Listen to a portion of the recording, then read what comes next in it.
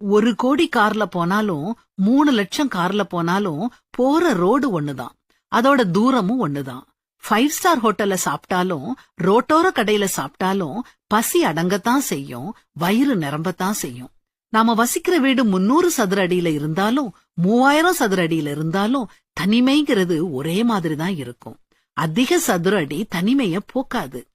10,000 20,000 ரூபாய் கொடுத்து ட்ரெஸ் வாங்கி போட்டாலும் 100-200 ரூபாய் கொடுத்து ட்ரெஸ் போட்டாலும் மானம் மறையத்தான் செய்யும். விமானத்துல பிசினஸ் கிளாஸ்ல போனாலும் எக்கனாமிக் கிளாஸ்ல போனாலும் விமானம் கீழே இறங்கும் போது எல்லாரும் ஒண்ணு போலத்தான் இறங்குவாங்க. இதுல இருந்து நமக்கு என்ன தெரியுது? உண்மையான சந்தோஷம் பணத்துல இல்ல, பணத்தால கிடைக்கும் ஆடம்பரத்திலயும் இல்ல. அப்புறம் எதுலதாங்க மகிழ்ச்சி இருக்குது? நிறைய நண்பர்களை வச்சுக்கோங்க. நேரம் கிடைக்கும் போதெல்லாம் அவங்களோட பேசுங்க. உறவுகளோட சந்தோஷமா நேரத்தை செலவழியுங்க. அண்ணன், தம்பி, அக்கா, தங்கைன்னு எல்லாரோடையும் அவங்க குடும்பங்களோடையும் உறவு கொண்டாடி மகிழுங்க. கணவன், மனைவி, குழந்தைகளோட அதிக நேரம் மனம் விட்டு பேசுங்க. வாய் விட்டு சிரியுங்க. அவங்க பேசுறத காது கொடுத்து கேளுங்க.